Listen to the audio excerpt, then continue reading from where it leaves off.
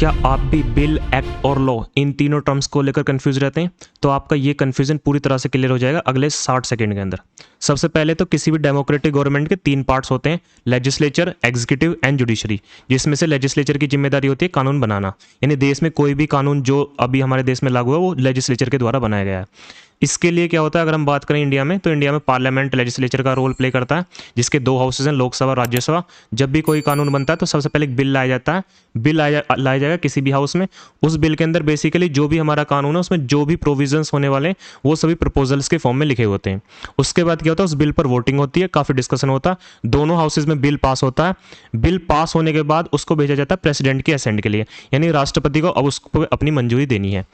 अगर बिल दोनों हाउसेज में पास हो जाता है, इसके बाद अगर वो राष्ट्रपति के पास भेजा जा रहा है और अगर राष्ट्रपति उस पर अपनी असेंट दे देते हैं, राष्ट्रपति अपना साइन कर देते हैं, तो वो फाइनली बिल से कन्वर्ट हो जाता है एक्ट में।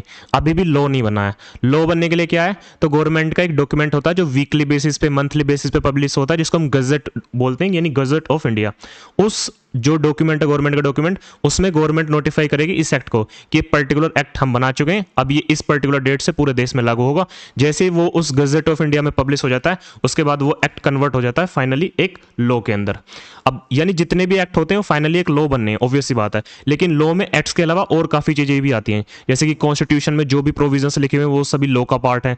इसके अलावा पार्लियामेंट ने टाइम टू टाइम जो एक्ट्स बनाए वो सभी लॉ का पार्ट है। इसके अलावा स्टेट लेजिस्लेटिव असेंबलीज ने जो भी एक्ट्स बनाए वो सभी लॉज के अंदर आएंगे।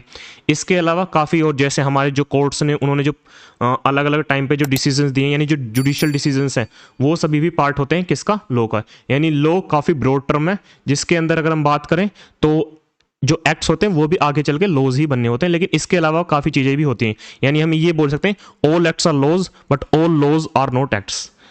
अगर आपको ये वीडियो अच्छी लगी हो तो लाइक करें, इसी तरह की और वीडियोस देखने के लिए चैनल को सब्सक्राइब करें।